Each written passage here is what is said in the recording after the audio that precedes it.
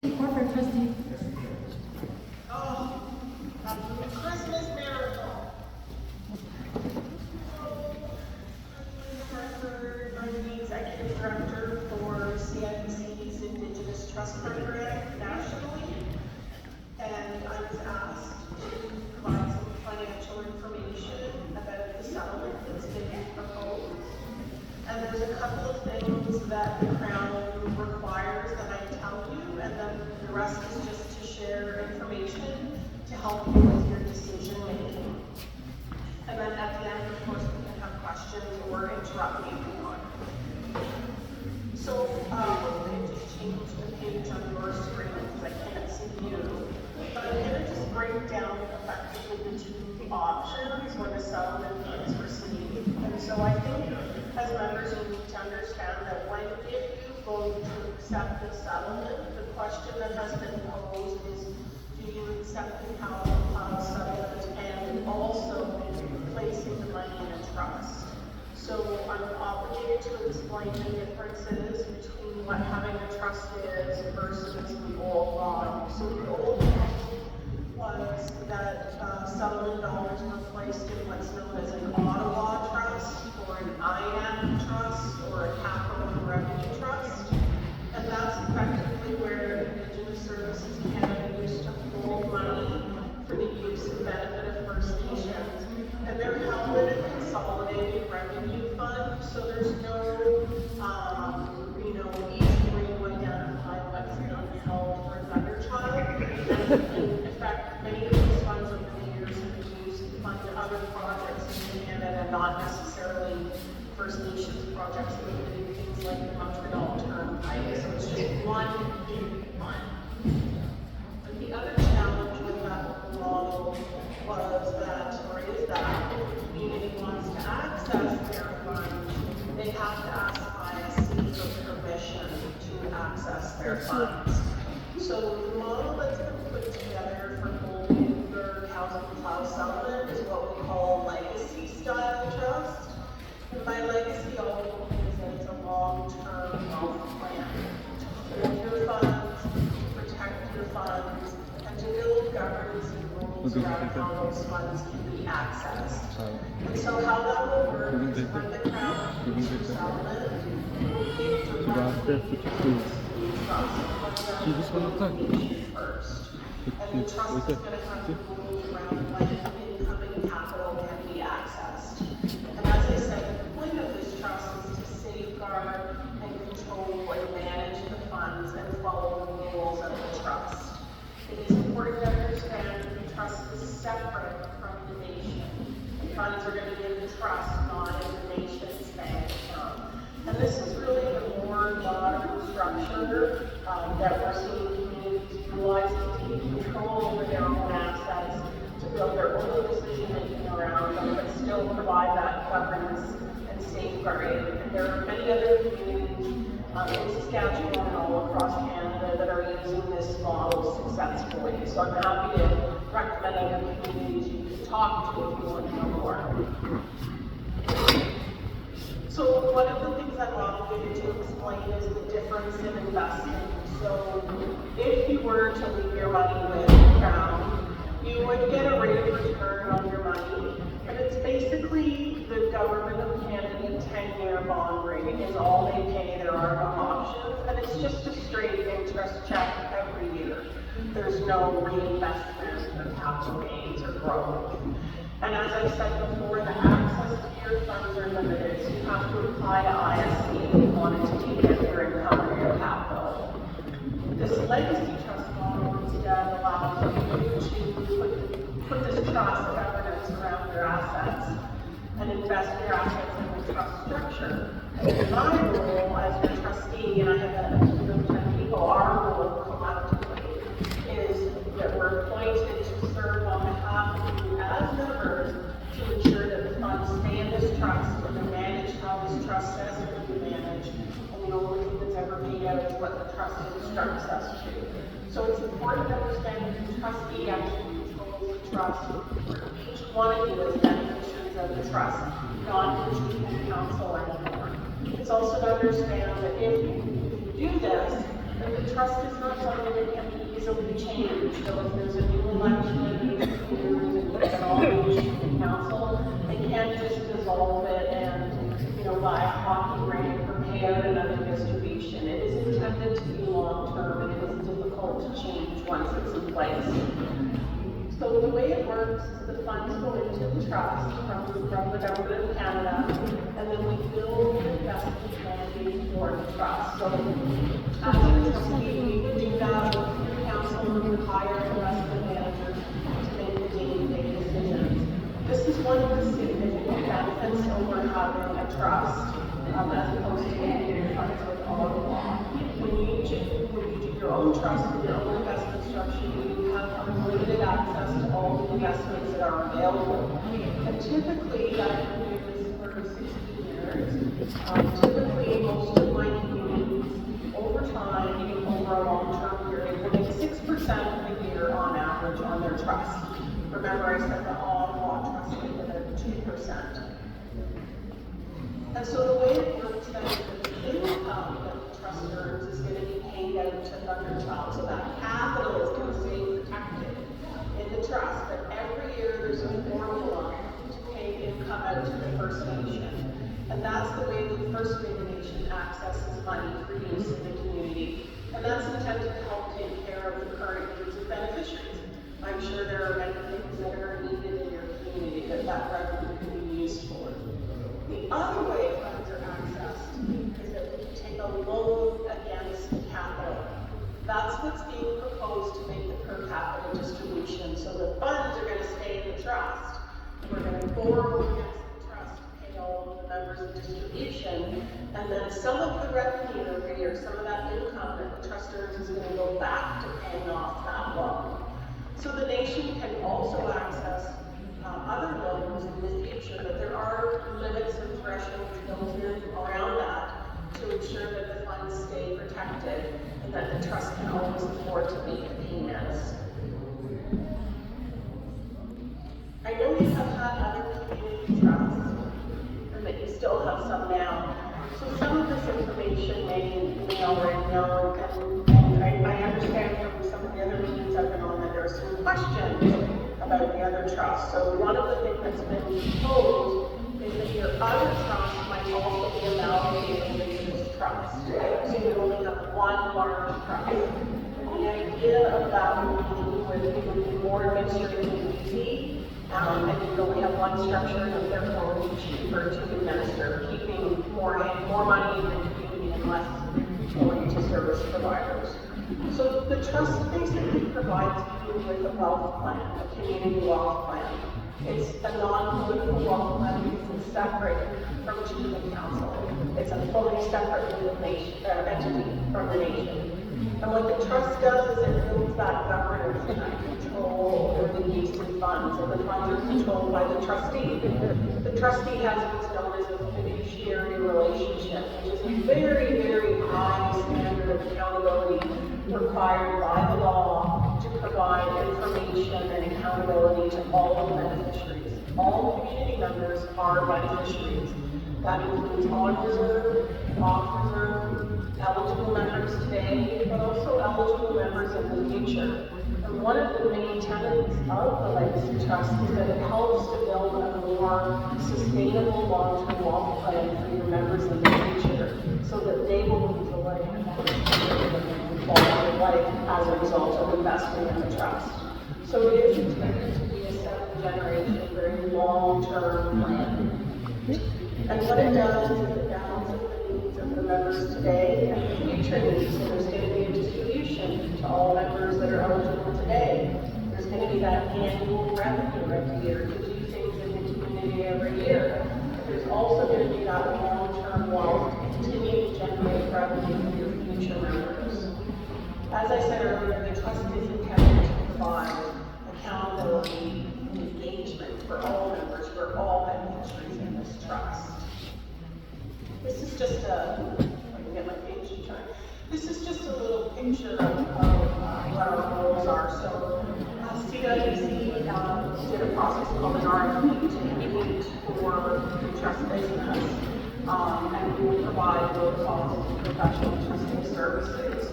And No community member will be trustees, only CIBC trustee. So we'll have a deed or a legal document that governs the trust. We'll have the settlement dollars from the housing file settlement. We may have the other trust restricted, the ability to add the other trust, or maybe future settlements that come into Thunderchild, or there may be other funds that the community council decide to contribute, so they'll all form the trust. And then we, as your trustee, are the ones who are accountable back to the members, and are there to answer members' questions and provide access to information and engagement. This is just a little more information. I know you've also got Warren's law, so I'm sure they've already discussed some of this with you, but I just wanted to give you sort of a high-level picture of how your trust would work.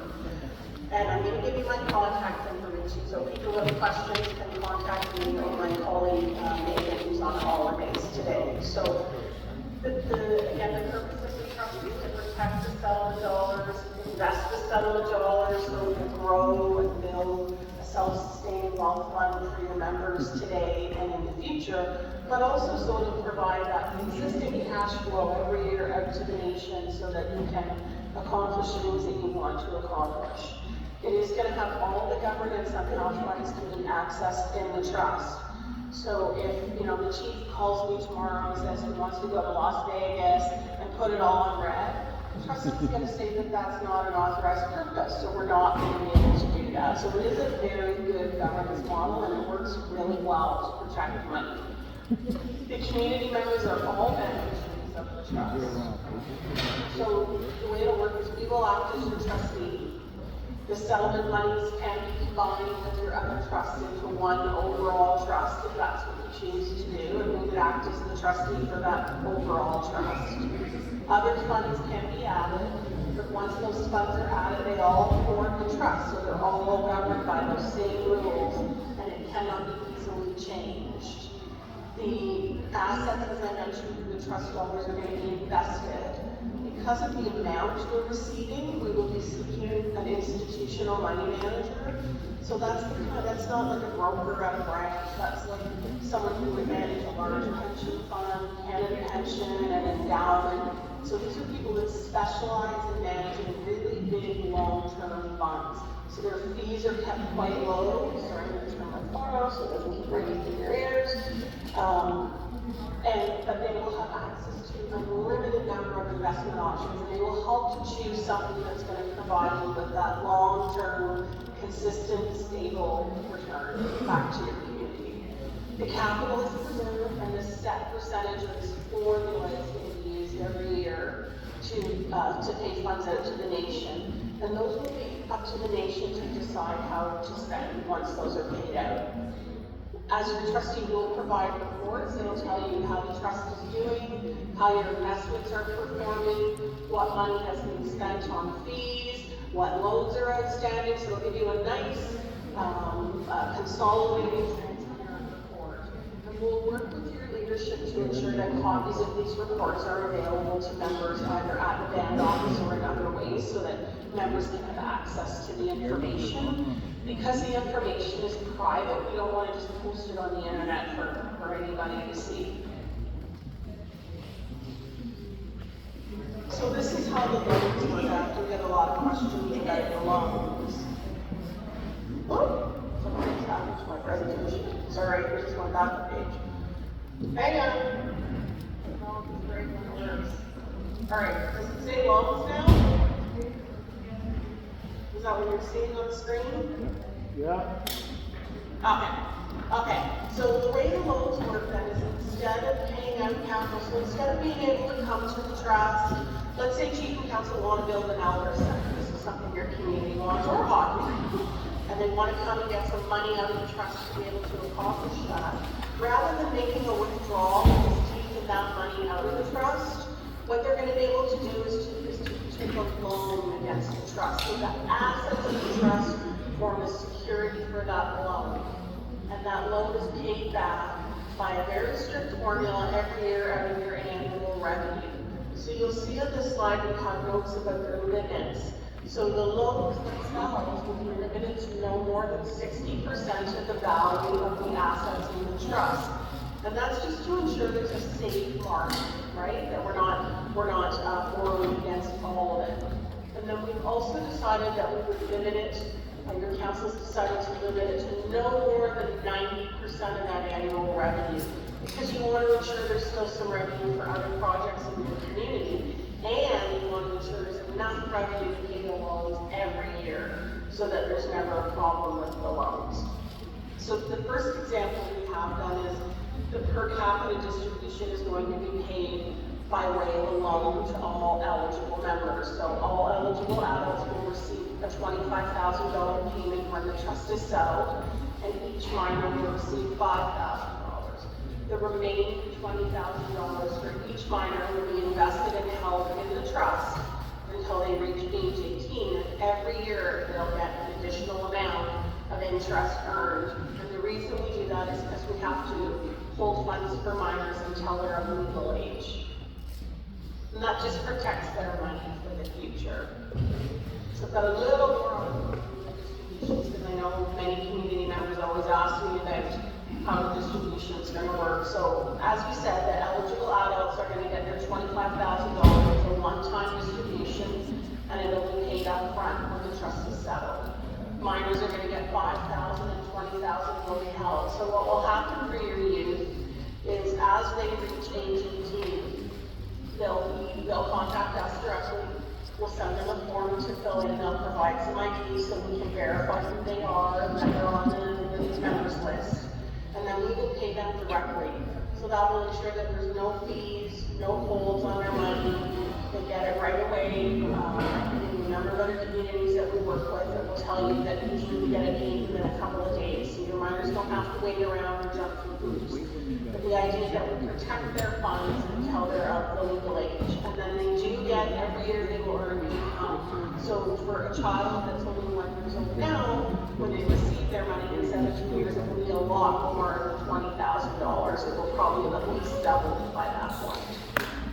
In addition, CIBC will provide some support for your members. So we'll organize the Chief Council to have people who will come in or make appointments with people to go to a branch to be able to open bank accounts, so that people will have bank accounts, and also to make appointments to talk to myself or one of my colleagues or someone in a branch about making financial decisions. So if you're struggling to decide whether you want to invest your $25,000 or buy a car, people for you to talk to. There will be a member banking offer available, so there'll be accounts will be offered with no fees and no service charges. And then in addition, we will offer financial education to members, and it's been proposed that we will offer financial education to all of your youth, so that as they receive their funds, they've been given some information and advice to help them make good decisions. So I just put at the bottom here that there is going to be more information coming soon about PCDs and how that will all be processed. So the other part that Canada wants me to talk to you about is about investing. And you remember earlier I said that if you leave your money with the Government of Canada, you'll get the Government of Canada 10-year bond rate. But if you put your money in your own legacy trust, you're going to have to make decisions around investing. Well, not each one of you individually, but collectively with the legacy trust, we'll have to make some decisions. So why is investing important? One of the most important reasons that people invest is to take the value of what they get today, so take the value of your settlement and grow it for the future, so that your future members have more financial wealth, and so that you're able to control your own financial destiny and have emancipation from the crown and make your own decisions. So the two reasons we invest money is to grow the money for the future, and also to generate that annual revenue that's going to get put back into the community and help benefit the lives of members today. So there's a couple of things here at the bottom that talk about why we grow it. So one is to grow wealth. The other is to protect against inflation, because things get more expensive over time, so we need our money to grow over time to keep pace, basically. The third is to generate that regular income that goes into the community. The fourth is for many communities, a very important one, to be able to achieve your own financial stability stability and have independence over your own wealth from ISC so that you can make your own decisions. And then for many community members, there's the goal to reach their own financial goal, to have their own financial prosperity and wellness. So I'm going to talk a tiny bit about inflation and then about returns. So all inflation really is, there's been a lot of newspaper lately about inflation. All inflation is the cost of goods. And so what happens over time is that the cost of goods and services goes up. So if you think about how much you paid for gas 2 or 5 years ago, or how much you paid for milk 2 or 5 years ago, and then you look at what you're paying now, it's probably a lot more. It certainly is in my community. So the average rate of inflation over a really long period, this chart goes back to 1989, is about 2% on average, which means you need to make 2% on your money invested just to stay even. But right now, when you look at the end of the chart, inflation is really at high. It's gone up over 5%, then over 7%, and now it's just starting to cool off a little bit. But inflation has been high. We've all noticed how much more expensive things are at the grocery store. So here's the problem with investing with the Crown. And I'm going to ignore parts where having control and making decisions, but just focusing purely on the investments. If you invest your money with the Crown, the only option is that they buy Government of Canada 10-year bonds. Government of Canada 10-year bonds maybe 2 to 3%. This chart also looks at the last, this actually goes all the way back to the 1960s. So if you can see from the 1960s all the way to today, the average return, the average bond rate right now, and in the last well over 20 years, has been around 3%. So if inflation is at 5% and your Government of Canada is only paying you 2 or 3%, you're actually losing money. You're a dollar today won't buy the same amount of goods in 10 years, just like it won't buy the same amount of goods that from 5 years ago. Things get more expensive. So you really need to focus on beating the rate of inflation to have your money grow. So this talks about compounding. And so this is really the magic of investing. And it really truly is magic. And you can see the blue line shows you just simple interest. So that's what you would get on like a 10-year Government of Canada bond. They're just going to have a check every year for interest that they're going to give you for your 2 or 3%. But when you invest in funds and you only draw some out for revenue, you're letting the rest stay in. And so you're earning income on your income on your income, and that's how you're going to outpace inflation and truly start to see your wealth double. There's a lot of little rules that are used in the investment industry, but one of them is that money basically doubles every 10 years. So if you put $100 in the bank today, in 10 years it's not just going to be $200, it's going to be about $240, and that's just the interest on the interest that makes that difference. So this is what we propose, and this is what we do.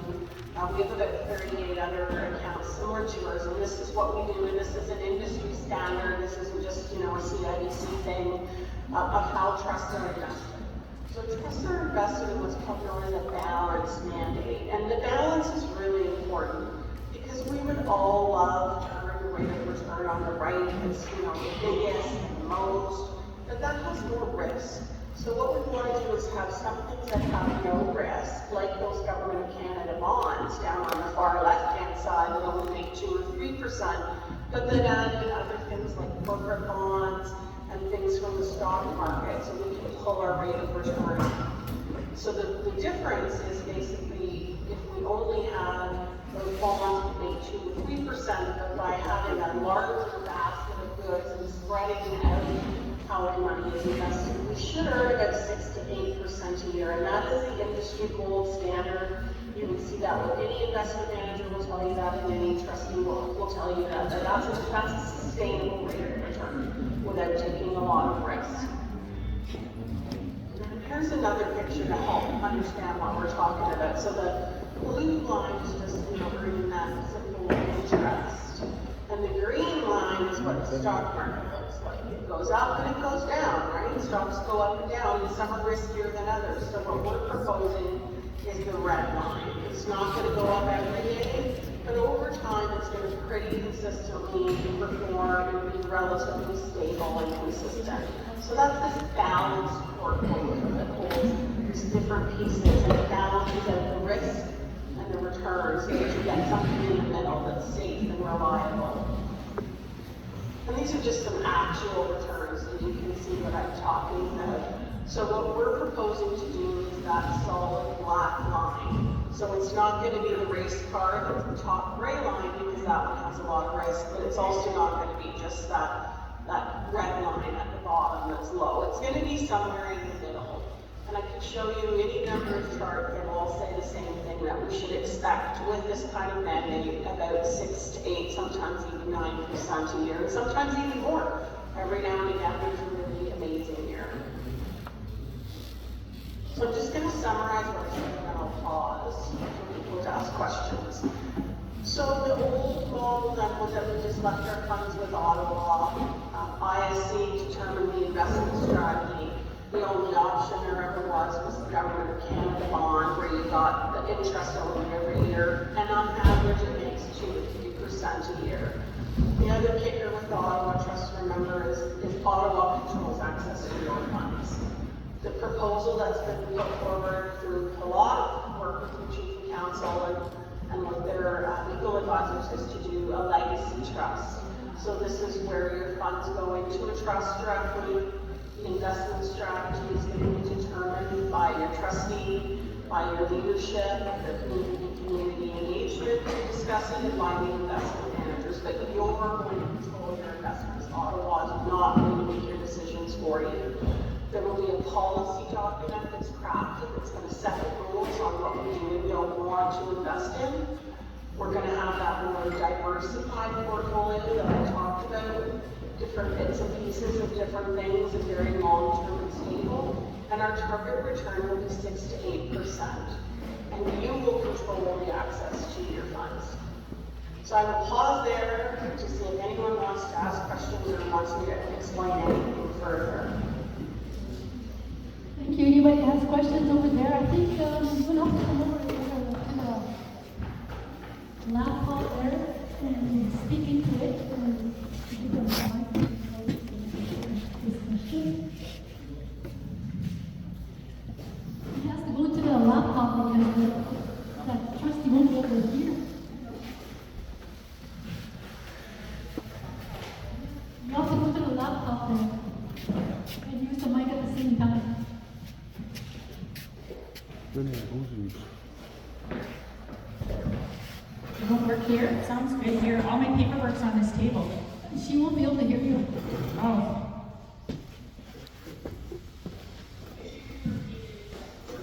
Sure.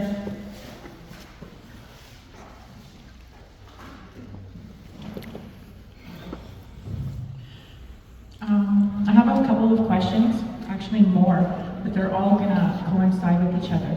So it'll be hopefully explanatory for everyone. My name is Shelley Lynn Angus, and I'm from Thunderchild First Nations. My father is Les Angus, and my mother was late Hermina Angus. First of all, can you explain to me what a promissory note is? The definition of a promissory note?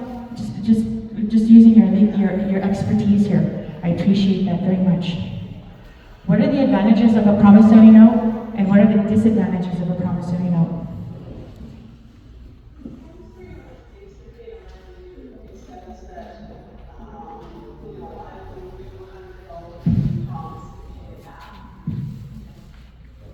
So I'm looking at, the first one I'm going to talk about is the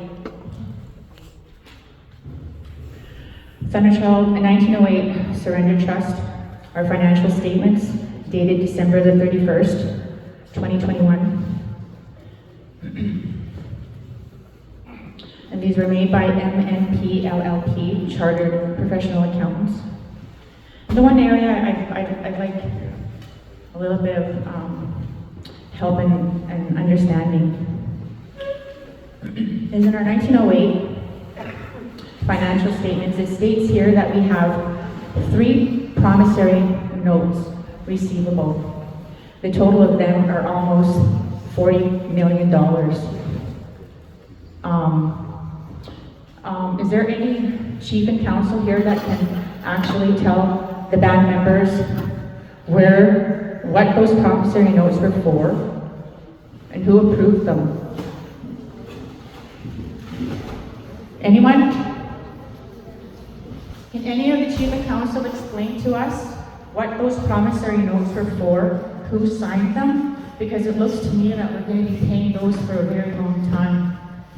In this financial statement, at the end, there's notes to the financial statements. The very end.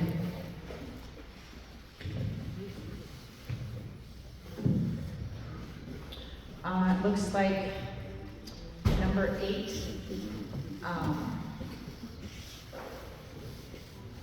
Oh, sorry, wrong page, my apologies.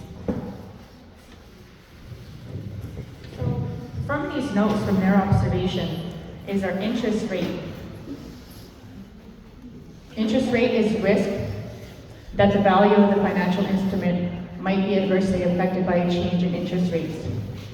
In seeking to minimize the risks from the interest rate fluctuations, the trust manages its exposure through its normal operating and investment activities. The trust is exposed to interest rate risk primarily through its note receivable. So that 40 million I'm talking about. And the very last part here as well, because I know my time is short, is the compliance with the trust agreement. It states here, and I quote, "The trust required to have audited financial statements prepared within 120 days of year end. As the audit report is dated after 120 days from the year end, the trust is in breach of the trust agreement. The impact of the breach has not yet been determined." So there's 2 there. So like I said, it was almost 40 million. Now let's talk about this other trust, PSUA trust account, or financial statements. And on here, there's 3 promissory notes that almost total 20 million. And in the notes, once again, interest rate risk. The trust is exposed to interest rate primarily through its promissory notes payable. And once again, compliance with the trust agreement. Once again, it was passed at 120 days.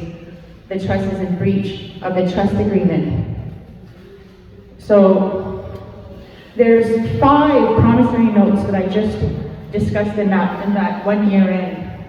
There's anybody here, please let us know what those promissory notes are, because that's $60 million of it, what she said, IOU. Now, is there a difference in promissory notes? Is there like a time constraint? What's all involved in a promissory note? Since there's nobody here that can answer that question for us. And I wish Chief and Council would answer this, because this is really important. This is $60 million. And it's what Delbert said in Saskatoon, all of our debt is going to be amalgamated. We're going to be paying that. And it's going to cover the debt, you know. If you get the 25,000 today, which I give tomorrow, and you don't see tomorrow, it's going to pay for the funeral. The band pays for the funeral. So you're complaining about $60,000. Million. No. So, wait, hold on just a minute. I don't want to argue with you. I'm going to actually focus in on this. That's okay. Order. I have the microphone. Order Thank in you. the room. I said, so thank you for your comment, I appreciate it, and I think somebody's going to make a reply. Thank you. She's not I'm not done yet. She's not done. Oh, sorry. Go ahead.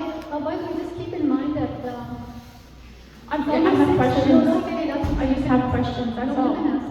Thank you. After your comment, we're going to have a presentation on the Election Act, and then we have to give some time for the band members to ask questions about the Election Act, because at 7, the advance polling is going to start. So go ahead, make your last comment, and somebody will make a reply. So go ahead.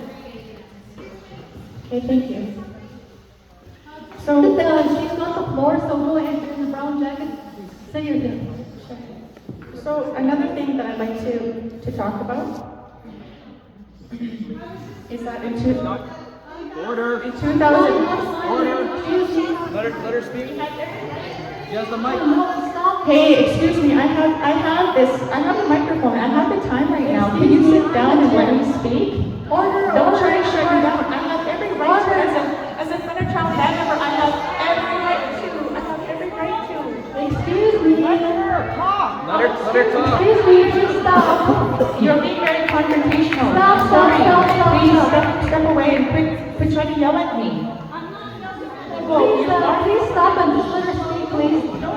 Come over here and just speak right here. Go ahead, speak. Let her finish her question. Speak, please. Or else go ahead. You know, you're all trying to shut me down because I'm trying to tell the people the truth. People need to know. No, you shut up. You do not have to. Hey, sorry. No, I don't need you. One more thing, the last thing. You don't have the microphone, you should get back. Calm down, everybody calm down, sit down. Sit down. Finish talking. Okay, somebody is going to answer her question right away, so go ahead, Chief, I'll pass you half the floor. I'm not getting the microphone. I have one more. No. This is actually directed to Delbert. No, you said Do you want to hear this? you can This ask is that about question. remuneration. ask You had stated that you had no money or anything working for the band. I have the remuneration. Delbert, Wapas, for only 6 months, you got paid $81,154. James, you got paid more than James.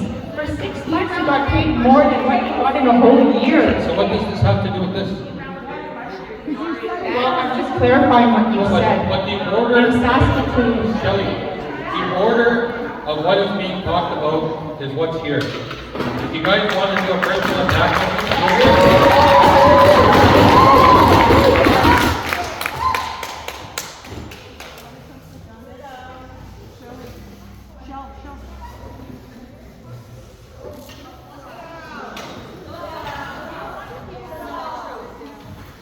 Sit down, go ahead and make a comment. regarding, I lost track of how many questions, but anyways, the promissory notes. I don't know what the promissory notes have to do with the presentation here. Because we have to pay it No, back. hold on. All right. I didn't interrupt. I did not interrupt. Okay? I did not interrupt. She wasn't finished asking her questions. I'm not that person. Okay, this is Delbert. Right? Listen. So, the question that was asked was promissory notes. Promissory notes has nothing to do with what's being talked about But here. that's $60 million. I'm pretty It sure has you want to nothing. know about that. Shelley, I did not interrupt you. I didn't interrupt you. Your question has nothing to do with the presentation. Nothing. No, it From doesn't. something that Hold you on, said hold you on, wanted to hold on. Right? I was disciplined enough to sit here and wait. I did not interrupt any of you. Well, then put Well, your they hand- did, but I didn't. Put your I have the mic now. Right? The question you asked has nothing to do with what CIBC is presenting here. Nothing. The CIBC corporate lawyer would know nothing about what the promissory note means from the 1908 surrender to P.S.U.S.'s trust. In fairness, they would not know that. Right? The question, it's a valid question, right? It's a valid question. But it's not a question that is relevant right now. Right? The question, the presentation here is about the revenue trust. That's the question. And she's explaining what the revenue trust is. Does Chief and Counsel have any play within a corporate trust? Absolutely nothing. Is there concern about the trust from the past? Yes. Hence why you're raising these questions. Right? Now the question on the ballot that band members are being asked, do you agree with amalgamating the trusts, collapsing the specific claim, or the TLE, the specific claim, and the PSU losses trust, collapsing those trusts into the legacy trust? Right? That's the question that's being asked. People can vote yes, no, or, you know what? Today, January 8th, I'm not comfortable deciding on that question, so I may not vote or I'm going to vote no. That's fair, because that's a band meeting question. That's a question where you should be getting your answer. Explain this to me. You are a band member, you have every right to that information, but that's not today.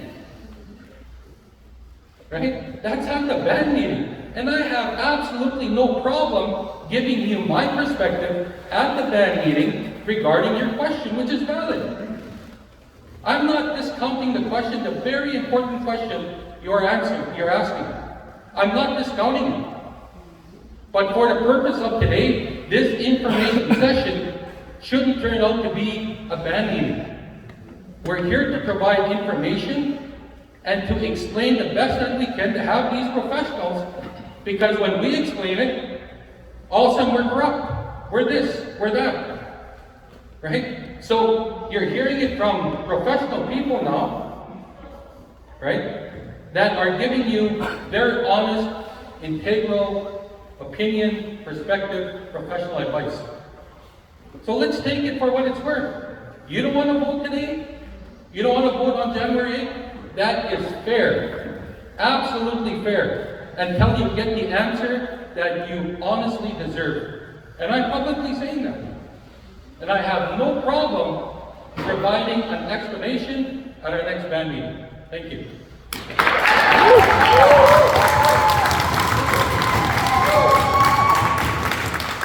Thank you very much for Chief. I think we're going to turn to McCurcher Law to present the Election Act, because we want to give some time for the band members to ask questions about your presentation there in McCurcher Law. And the advanced polling is going to start at 7. So, Corey, you can hold on to your questions. McCurcher, come and do your presentation, and we'll give time for the band members to ask questions about your presentation.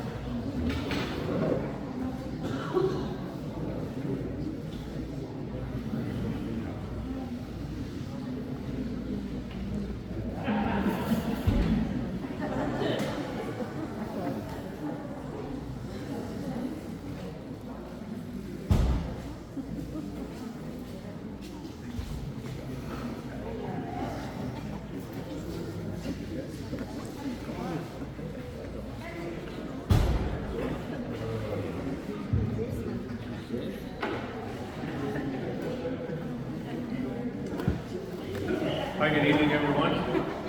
My name is Dusty Irwine. I'm a lawyer with McCurcher's office. The third video, eh? So, here today to talk to you guys about the proposed amendments to the Election Act. Okay? I'm unable to, I guess just first and foremost, I'm not your referendum officer. I'm not able to speak to the process or procedure of your referendum office. So I did receive a couple of questions regarding that previously, but I'm unable to speak on their behalf. Okay, so I'll move through today. Obviously, we've had the 3 sessions, this being the third information session on this. And what we're looking to do here today is just outline what the amendments are being proposed and outline where they are in the act so that you can reference them. So I think it's important to note that this is not a new act. This is an amendment to your existing act. If you were to vote no, your existing act stays in place, stays as law, like nothing occurred. So two of the main features of the amendments that are being proposed is the removal of mail-in ballots and the addition of electronic voting. So the first thing I'll point you to is the Election Act. It's section 18.02, that's your amending provision of the act, okay? So what that states is that the act can be amended or repealed by way of a majority vote of those electors who cast a vote for such amendment or repeal. Provided, of course, you're following your referendum procedure as outlined in your Constitution. So when you look at your Constitution here, your referendum procedures laid out at section 8.06, okay? And there's two components there. There's a chief and council role and some responsibilities that they have to do. And then there's also the referendum officer role, and then there's a number of responsibilities there. So the first thing that chief and council will do is they're going to formulate a question to put before the voters.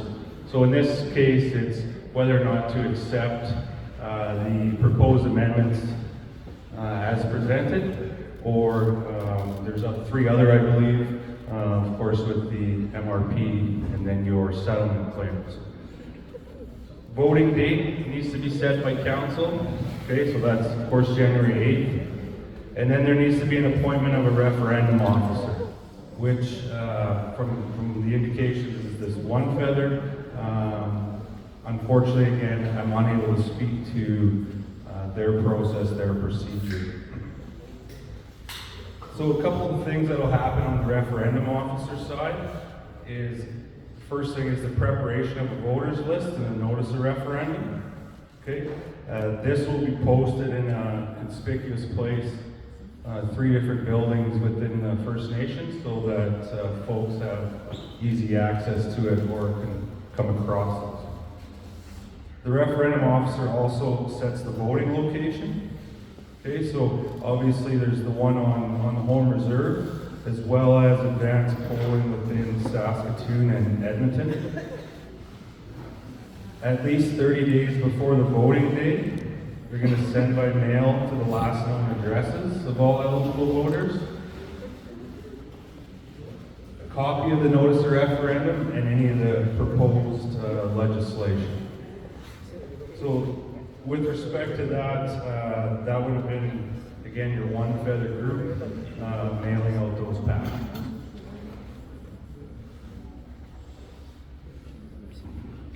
So within your referendum procedure, voting by mail is only available if an individual requests that to the referendum officer. Okay, and that needs to happen at least 20 days prior to your referendum date. Okay. If you were to request that mail-in package, you're going to receive everything that would be required for you to successfully vote by mail and make an informed decision. So as many of you maybe already know, if there's a circumstances where somebody's lost a mail-in voting package, or maybe they've spoiled that ballot, a replacement ballot can be provided as well. Okay? Obviously on the request of that voter. Information session, so we need to have at least one information session here on Thunderchild, as well as one in Saskatoon and one in Edmonton. So we've done that this week, attending TCU Place in Saskatoon and then the Ramada Inn yesterday in Edmonton.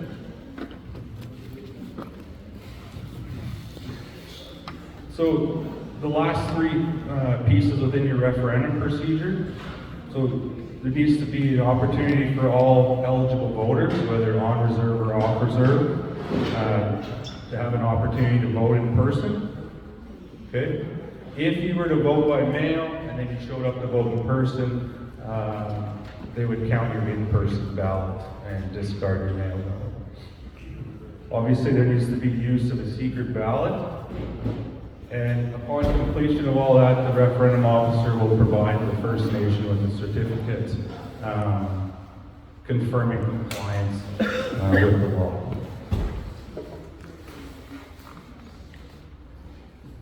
So individuals who can vote. All right, so we have fairly straightforward. If you're a band member and you're of the age of majority on the referendum date, you're eligible to vote. So when we're talking about referendums, there is two opportunities.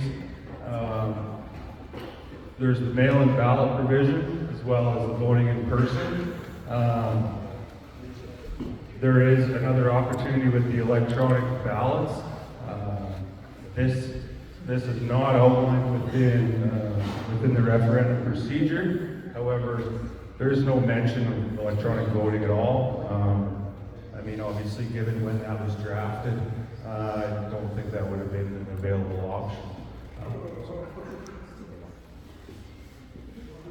So with respect to the threshold on voting for legislative change, okay, so the first thing we're going to look to is that 1802 of your Election Act. Okay, so as you notice there, it says a majority of those electors who cast a vote. Okay, so it's a simple majority, we would call that. There's no threshold outlined here that states that a certain amount of band members need to vote. So, as I stated before, in the event of a yes vote, the amended act as presented becomes law on that date, and if it's a no vote, things continue status quo. So, I'm going to go through a few of the amendments. So I noticed that it is a little smaller. I do apologize, but you'll note up there, you'll see the red and blue lettering. So the red's what's being taken out, and the blue is what's being added back in. Okay, so your first amendment here is at section 501, and that is the nomination date clause. Okay, so what we're changing here is being proposed to change, actually I'll just read it with the proposed change. So, the election notice contains the date, time, and place of the nomination day, being the last day open for nominations to be a candidate in an election, and being not less than, we've changed that to 7 days before an election day. So previously, it does state it's a 30-day window. The amended package before you proposes a 7-day window. At 5.03, that's the written nominations section. So nothing's changing there except for the addition now of subclause E. So upon acceptance of a nomination, there is being proposed a $500 non-refundable fee for chief and a $250 non-refundable fee for councillors.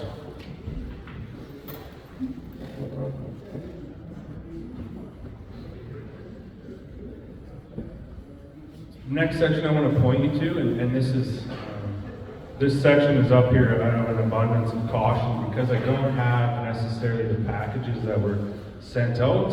I'm uncertain as to whether or not there was a clerical error with respect to section 6.04. Okay, so if this is in that package, you will note that what is being proposed is identical language to what's being taken out. Obviously that was committed an error. There is no change at 6.04.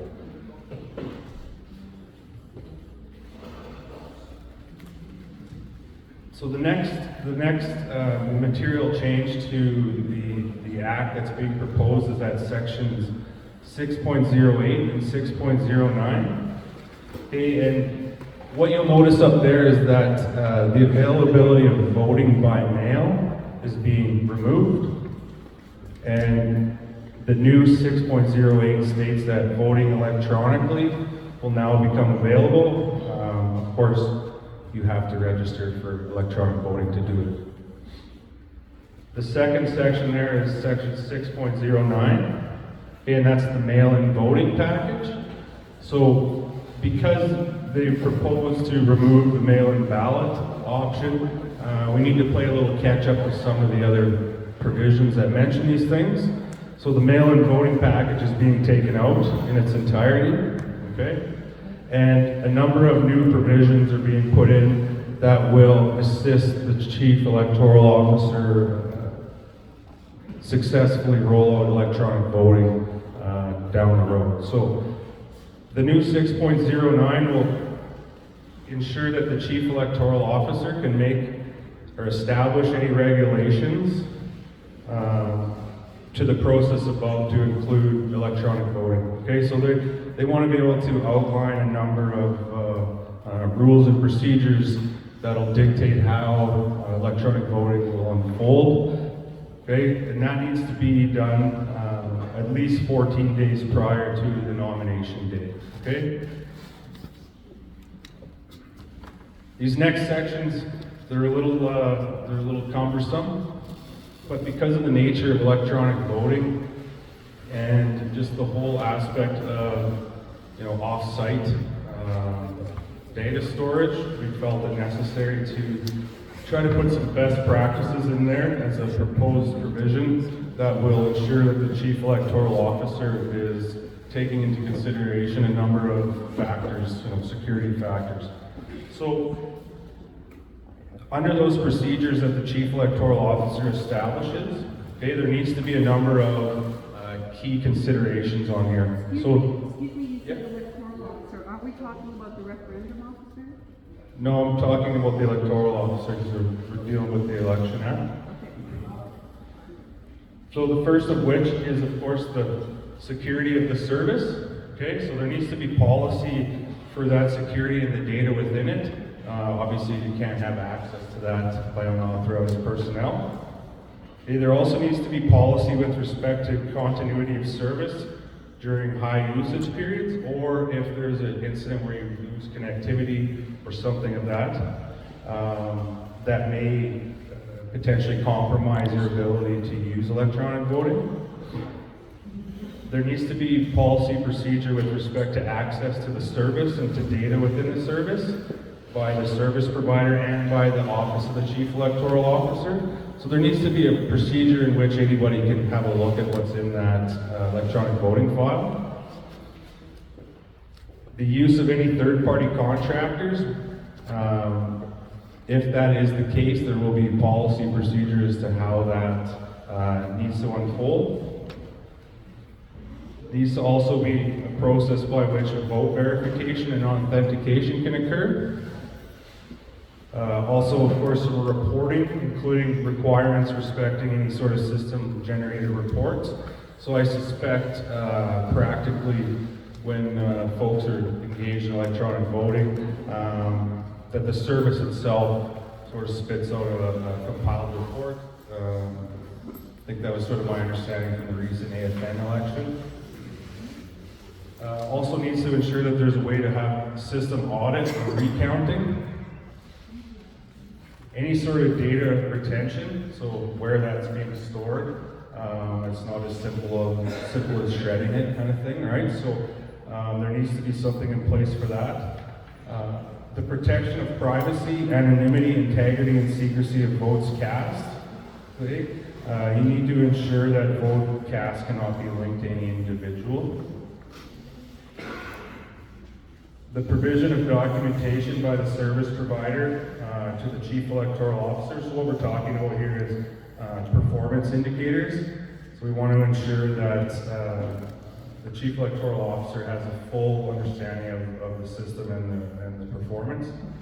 And then, of course, the catch-all provision that any other sort of process procedure that the chief electoral officer feels is ancillary to conducting electronic voting. They're permitted to create policy procedure around that. So section 6.11. So what this allows is the chief electoral officer now may enter into an agreement with the service provider to engage electronic voting. And 6.12, okay, so any agreement that the chief electoral officer enters into for electronic voting, okay, it must contain a requirement that the service provider comply with all applicable procedures and requirements established by the chief electoral officer, and that's 610, those requirements. And may contain any other terms and conditions that the electoral officer considers necessary to facilitate and ensure the integrity of voting by ballot by electronic means. Okay, so what we've done there is given a little bit of a roadmap for the chief electoral officer if they so choose to go down the electronic voting route. So, further amendment at section 8, again, this is part of that catch-up in order to make the act consistent. So, the existing subsection A, prior to that, what we'll do is we'll change the first portion of this to state immediately after the close of the polling station, the chief electoral officer, the deputy electoral, in the presence of such of the candidates and their agents as may be present, does the following. So we've taken out, gathers all of the mail-in ballot envelopes. Obviously that, if you choose to remove that, it's no longer required in the Act. So that follows through down to subsection A, which is the paragraph red. What that's doing is that's being taken out entirely. That is reference to the mail-in ballots. Okay, so what we're now doing is moving everything down one. So A will now be opens the ballot boxes located in the poll, and then B will now become the review final report of electronic voting results.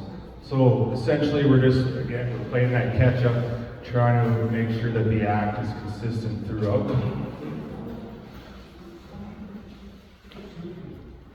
Is this a different version than you presented before?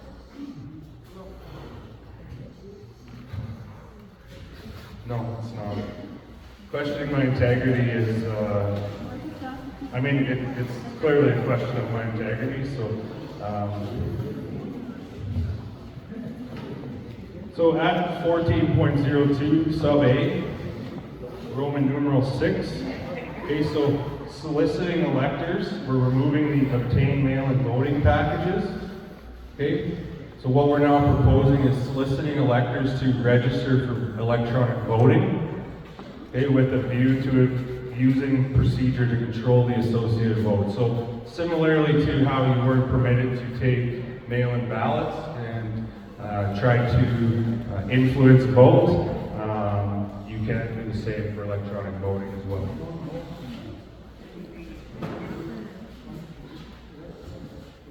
And the last sections here at section 14. Okay, so the first of which is 14.09, and this is the imposition of costs. Okay, so under the current law right now, the appeal tribunal can impose costs against an individual, and what they will take into consideration in imposing costs is the fees and out-of-pocket expenses of the appeal tribunal, okay? And such costs as to be paid to the tribunal, okay? But that's really the narrow scope in which they can issue costs. So what we've suggested here, or what's being suggested, is removal of the only consideration being appeal tribunal fees and out-of-pocket expenses, and would now replace that with a simple cost as will be determined by the appeal tribunal. Okay, so that allows them a lot of latitude in determining what's just in their cost award.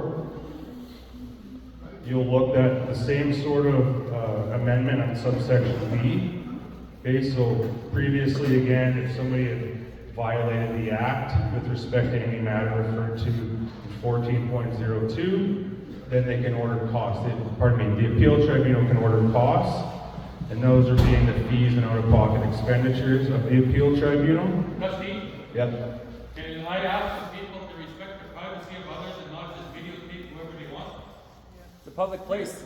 It's a public place. No, but you gotta get the consent. No, you don't. We're not in a public place. Yeah, that's fine. I'm fine. Yeah. All right, so again, that subsection B, will take that out. And we now put in the as to be determined by the appeal tribunal. So again, this gives them a wider scope in which they can make that determination. Okay? At section 14.11 or 11, okay, so this is being proposed to be taken out in its entirety. And what this section is it's a guarantee from the nation that if there's a cost award against any individual, and that individual decides not to pay that cost award, that the nation will then ensure that there's a payment made. So it really does create a bit of an obligation on the nation with respect to some of those costs, and it's being proposed that they remove that obligation out of it. Just to clarify, so there's not why they want to do that. Well, it would be if there's, let's say, an appeal and the appeal tribunal ordered a cost against somebody, usually an unsuccessful party.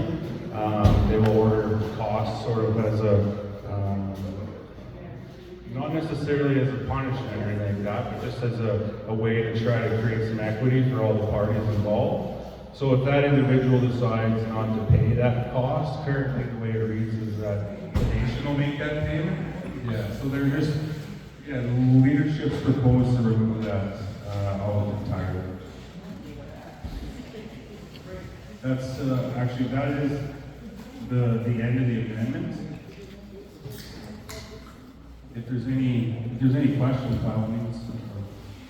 I think we did have one. I think we're going to go to Corey, and then after that, I think we're going to go to Paris and Thunderchild, and after that, we're going to have a closing prayer because the advance poll is going to start right away. So, Corey, go ahead.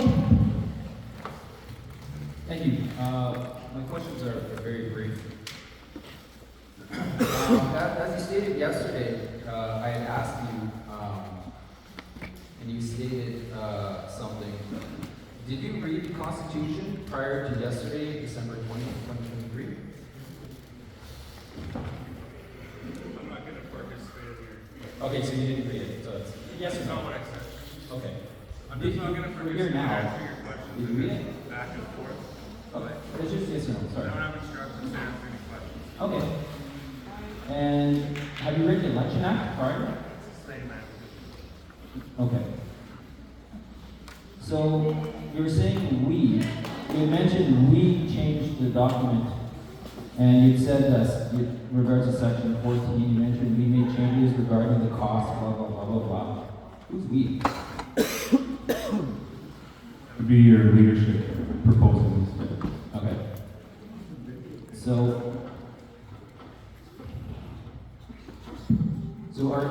you didn't read it, so you're not aware that the Constitution is the supreme law. To change the Election Act, you would have to have a referendum. So you're producing these documents and you're making people act on it, although it's not illegal. In your opinion, would you stand behind this document to defend it in court? In a tribunal?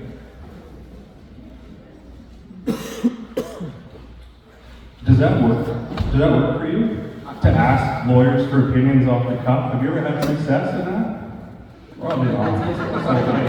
It's a matter of, I'm not going to provide an opinion on something I'm not sure I'm going to follow what you're speaking about. Then why are you presenting it? You don't follow it, understand it.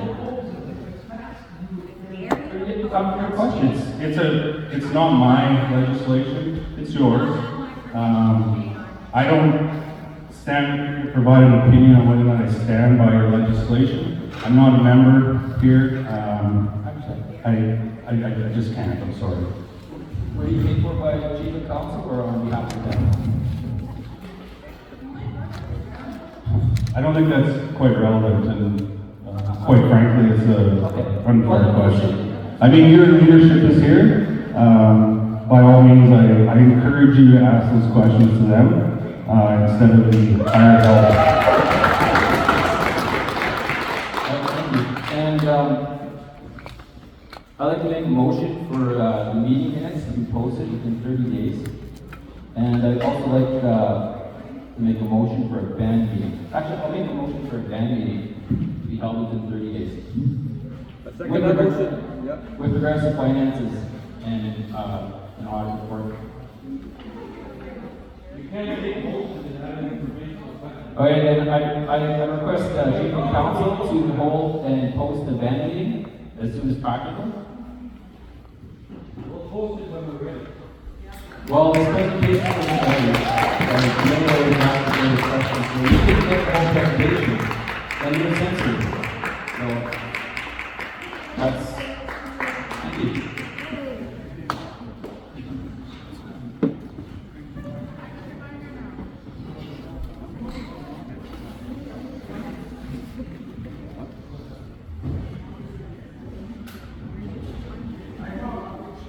Some closing remarks by Mr. Thunderchild, and then we'll have to closing for Louise, if you could come up here. Check, mic check one. Dun na nasa manana mo sa big sklano sa kawasan mo sisi. Thank you for the presentation of the all day. We've heard it for 3 days. The information was shared. With what the requirements were done, with the that decision that is up to you now. Nobody's forcing you to vote this way or this way. It's already the proposed package is here.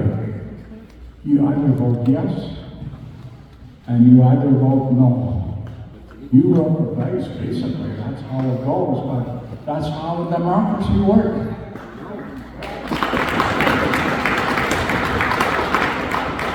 But the last one got killed.